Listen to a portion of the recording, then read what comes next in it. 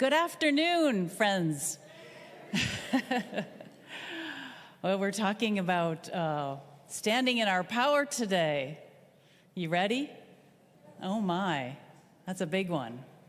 So there's a great little story that I heard quite a while ago about Marilyn Monroe, the famous, gorgeous blonde actress, was walking down the street one day without anyone recognizing her.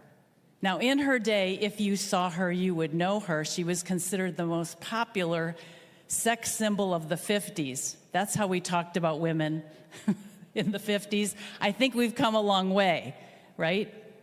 She was famous. So someone said, how could that be? How could she not be recognized for who she was? And they decided to ask her. And so they asked her, and she said, I hadn't turned her on yet. I hadn't turned her on yet. She hadn't turned on her aliveness, her essence, her power. So, how does that apply to us?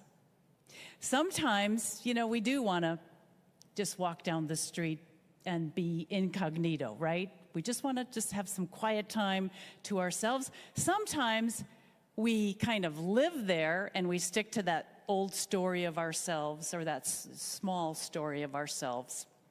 So while we don't have to turn on our public image like she did, we do need to turn on our essence, our power, ourselves. So, we can tell when someone is on or off, right? We might even say, you seem a little bit off today, or you're not yourself. We know when we are on. Things flow. Everything goes our way. The river just takes us with us. We are happy. I know you've felt that way sometimes, right? Yes. So if we really want to live and experience all there is to life, we are going to have to turn on that larger part of us that is already there, our divine self, and be present to all that is there for us. When we live fully in the present moment, giving ourselves and everyone else our best love and attention, we rock. Things work. Energy abounds. We are magnets for good. We talk about that magnetic personality. That's the attraction factor that is on in us because we turned it on. It really is always there, we just forget. And our fallback position is approaching life from that small self. And that really doesn't get us very far. When we're in that small self space, that timid place, that doesn't get us where we really want to go. So I remind myself when I'm going into a beautiful room with everyone here that God is on. I remember my husband and I, we would be driving to our center in Orlando, and we would say to each other before we walked in the door, God, you're on, or Goddess, you're on. Just to remind ourselves that, we're something so much more than we appear to be. Let's bring our whole self into the room. Let's be that healing presence. Let something else take over in us because our small self is, it's good, but it only takes you so far. So, how we show up every day makes a difference to the world. No matter how we feel or what we face, we are that power and presence of spirit, and knowing that changes everything. It changes everything. It's a game changer, a life changer.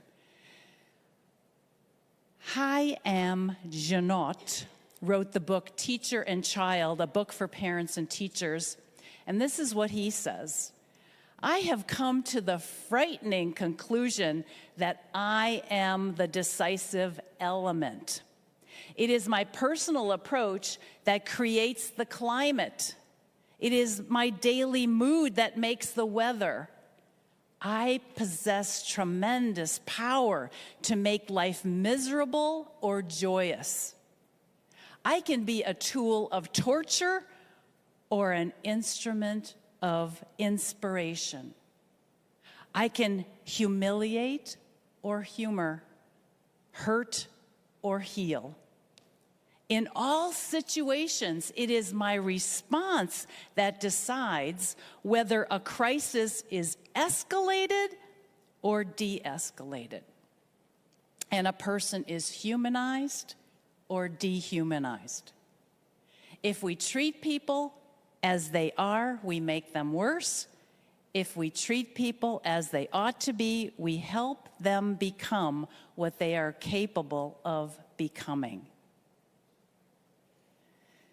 Yes, we are that decisive element. We can't be impressed with what others are saying or doing unless we want to attract more of the same. We need to stay focused, have that tunnel vision. Remember, there is a greater reality, which is love. Which is love. And if we do that, more love will come into our life. We don't have to wait for anyone or anything to change. We have to be the change. I know you've heard that before. We have to be the change that we want to see. That changes everything, and that's where we want to be, and that will give us what we really want most. Love. Love is a beautiful thing. It'll make us happy. So let's take a look at a life that's operating from a higher place. Daniel Humm is a Swiss chef. Some of you might have seen him on one of the Netflix shows. In his early 40s, he owned a restaurant called 11 Madison Park in New York City. In 2010, his restaurant got an award for being one of the top 50 restaurants.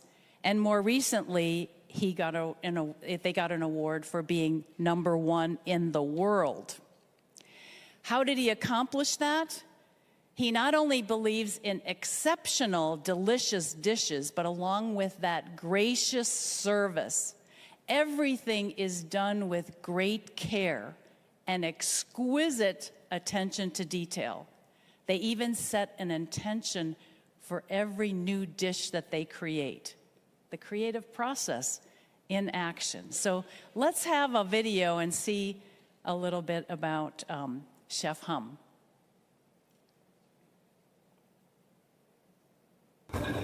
I feel that I'm still at the very beginning in some ways.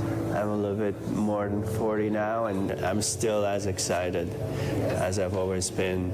There's a great Miles Davis quote that comes to mind: you have to know the rules before you can break them.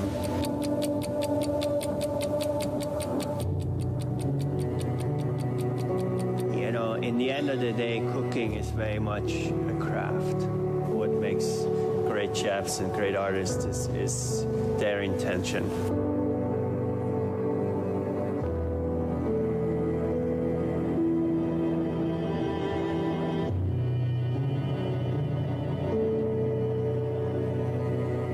When things are going really well and everything is the way you want it, it is really also the time you need to really question everything and really you need to think about change.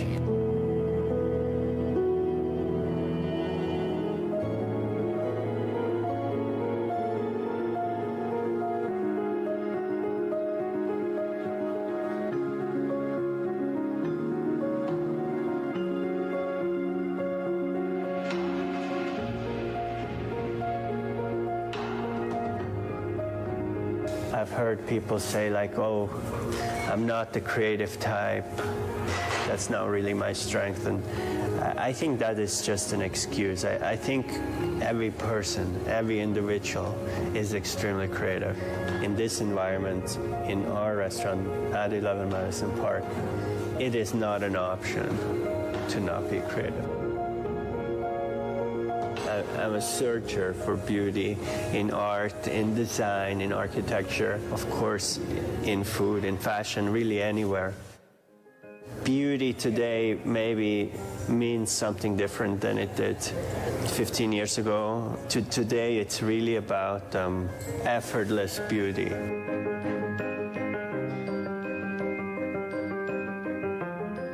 I guess guess I just got lucky to have found a profession that gives me so much pleasure.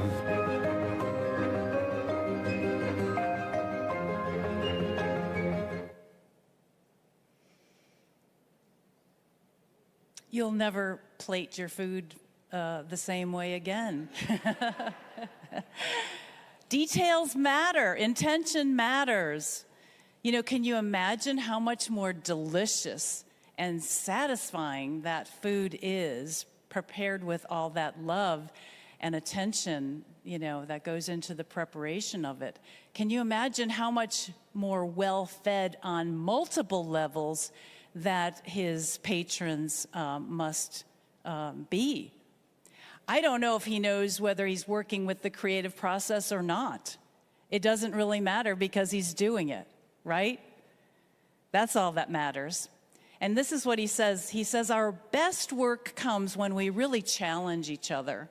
It's not always easy, but it has made us unstoppable. What an affirmation. What the video doesn't share is that weeks after the restaurant received the #1 award, he did something that no one saw coming. He closed down the restaurant. Why? Well, to quote Willem de Kooning, the famous Dutch-American abstract expressionist, that's a mouthful, who inspires him, who said, I have to change to stay the same. I have to change to stay the same. So what he was really saying is I too have to keep growing and expanding. I can't keep doing things the same way and expect different and better results. I have to up my game. So he knew that he couldn't rest on his laurels. He had to keep pushing and expanding himself and those around him. And he said it's easy to get to be #1, and it's much more difficult to stay there. So he decided to create a new, better than ever menu, plus have a whole new look to the restaurant that more accurately reflected the new intention that he wanted to achieve. One of the things that they did while they were breaking down the original restaurant was to melt down all of the pots and pans and anything metal along with them. Now, I don't even know how you do that. How do you do that? It's not like you can just put it on the burner or in the oven. Out of all of that metal, that old metal, they proceeded to create a step for the entrance of the new restaurant. So anyone walking into the new idea of them had to walk over this old, now very expensive looking metal step in order to get inside. That's called transcending and including. He says, passion is not a hobby. You have to be willing to put your whole heart and soul into what you're creating, and there is always something that you have to give up in order for what is most important to us. I love this story. I think we need more stories like this. Someone immersed in the creative process, it helps us to stay awake to the possibilities that are there for us in our worlds, the preciousness of life, that there's something greater waiting to be tapped into. There's more for us to, we can be more of who we came here to be. So what we do affects everyone and everything, every little detail. The way we do things affects the collective. The success we achieve for all. The things we rise above and get beyond, we do for each other. We do for all. Why? Because we're one.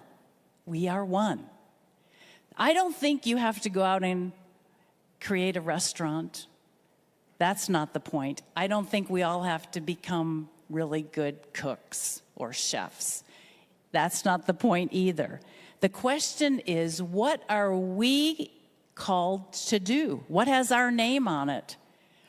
How can we do it with greater passion and love and joy? How can we live with more gusto? What if we really knew that we were invincible spirits incarnated into these physical bodies? What if we really knew that? What if we really knew that we were backed by an entire universe in our every desire?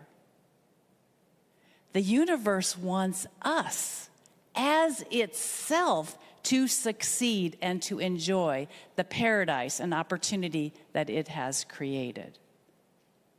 Andrew Cohen, author of Evolutionary Enlightenment, writes, "It needs us on this level of things to expand itself." And in this thing called You by Ernest Holmes, he writes, "You exist that divine feeling, fire, imagination, and creativity may be expressed through you." Through us.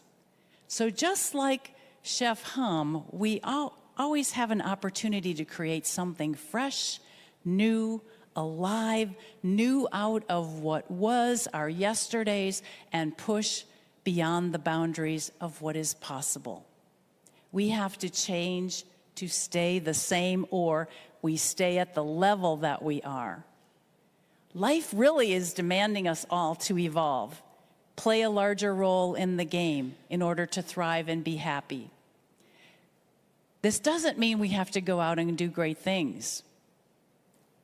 It's the small things that we do with extra attention and care in every single interaction that we have. Let the universe be concerned about the bigger things. They will happen for us if we continue to live in this way. If we continue to live this way, the bigger things just automatically come in. So like Chef Hum's restaurant, we can create a sacred container here, a sacred space, an atmosphere, a culture, a strong, creative, loving environment with this community, within our relationships, our marriages, our partnerships, in which we can all live, play, work together, demonstrating results that support us all. Continuously surpassing what has been, especially in regards to loving one another. That is the most important thing. So if we want to achieve the rewards of living an exceptional life, we must put it all on the table. We must open our hearts, let down our ego defenses, and go for it.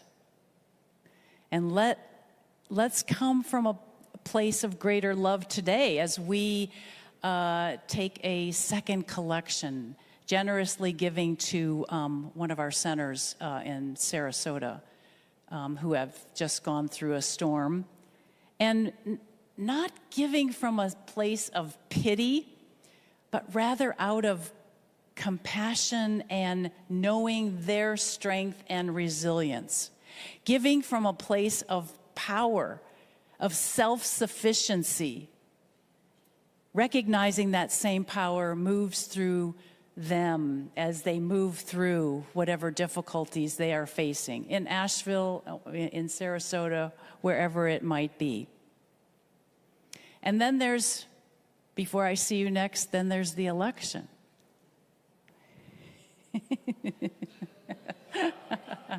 I'm just going to say a few words. You all have a right to make your own decisions. But let me just approach it from a metaphysical point or from a spiritual point. While you will do your thing, let's keep our focus on knowing that the highest and best is happening for everyone involved. Let's keep our focus on the God qualities. We're not supposed to, I know we have to vote, but I know we're supposed to not define what happens either. Stay focused on the God qualities of love, peace, harmony, tranquility, joy, abundance. each day from here on out. Doesn't hurt to do it for the rest of your life either. So that we have the greatest possible outcome. You know, when we decide to align with Spirit, which is aligning with those God qualities or Spirit's qualities, and we follow Spirit's lead to come from love for us all, that's when things can happen. That's when shifts take place. And when we do this, it really doesn't matter what happens because we still succeed. We succeed no matter what. We turn on our own power or we take it back, even though you can't really do that, but we say that, you know, I took my power back. It's still effective.